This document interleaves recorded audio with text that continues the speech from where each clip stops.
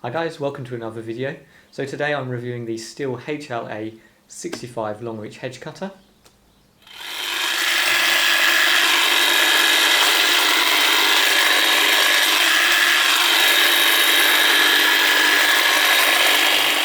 Straight in with the specs of the machine, comes in about £300, a little bit less depending on where you can get it here in the UK.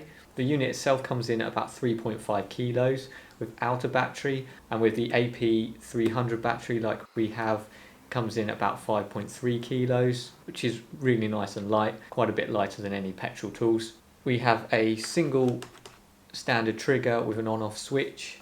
And on the head end we have 115 degrees of adjustment, two-handed, very similar to most Stihl heads. For the blade we have a 50 centimeter double-sided blade with a two spacing of 33 millimeters and a cutting capacity of 26 millimeters, cutting at 3000 strokes per minute.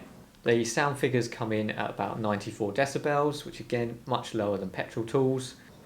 The all-important runtime figures for these battery tools are quite impressive for this particular machine, and they certainly beat the KM130R, which I've also used in hedge cutter form, and I've done a video at which I will link in the cards.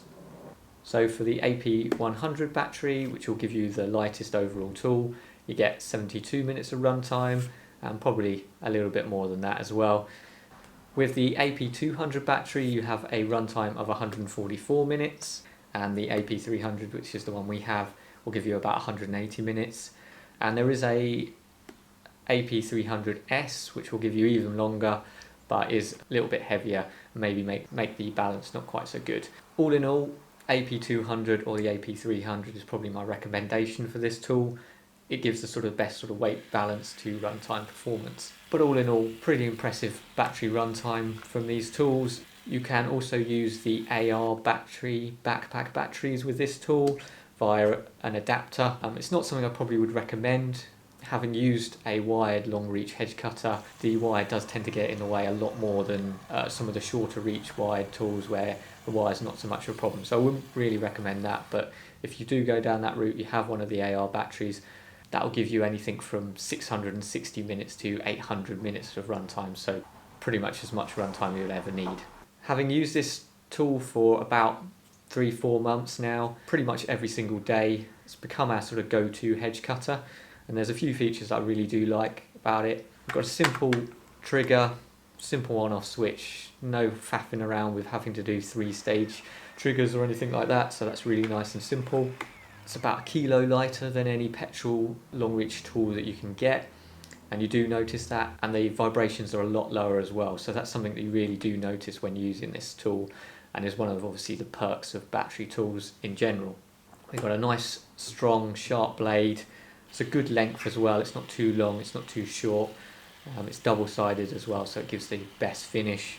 Got a nice tip guard on there as well, which I always appreciate having, just in case you're working up against buildings or on concrete or something. Just protects anything you're coming into contact with, plus it protects the blade as well. I've said it before in videos, battery is the way forward, certainly at the moment anyway, and this one's no different. Just put in the battery and you're away. There's no faffing around with cold starts. I timed our KM94 starting on one day the other day, and it took about 2 minutes to get going, so you know it's getting on a bit, but still, this thing, we practically finished the job by the time the KM94 had got going. If you're sitting on the fence with battery tools, well, give this one a go because you'll change your mind.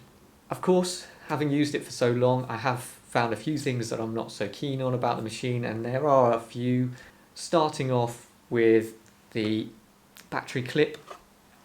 It's a little bit fiddly compared to some of the other ones. It's sort of 2 buttons instead of some of the other ones, which is 1. If you've seen my Stihl BGA 56 leaf blower video, that had a 2-stage battery slot, which I'd quite like with this. It just means that it's an extra safety feature, and it would be nice to have that on this one as well. There's nothing wrong with it, but it could be better.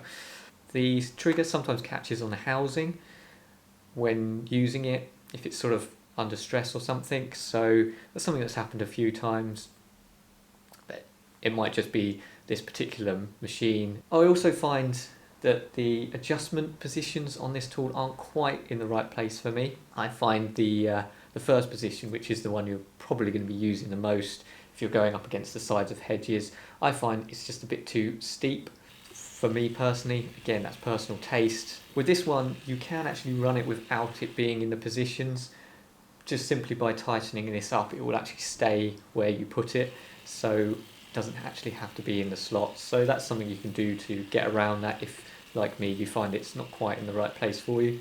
Also, it's a bit awkward to actually change the angle because it's a two-handed thing. You've got to put it on your foot or on the ground and then adjust it, and you get a bit close to the blade. So a blade speed of 3,000 cuts per minute is on the low side when it comes to blade speeds.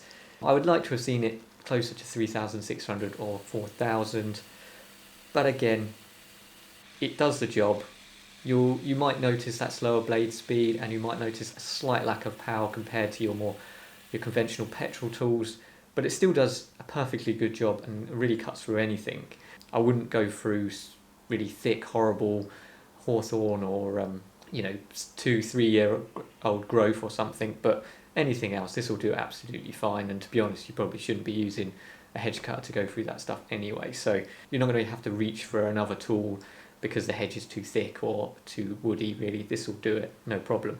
And the final point really that is to do with the shape of the tool. So it's quite tall in this direction, and we've got the battery and the motor on either side. This gives good weight balance, but it does mean that particularly on the head end, there is a bit more lateral force pulling and twisting the machine down, which you don't have with the petrol ones because of course they don't have that motor on the end of it. So it's something that you'll find you'll notice to start with, but after a few uses you really won't notice it, and the lower weight and vibrations and stuff really compensate for that, but it is something that you might notice when using it.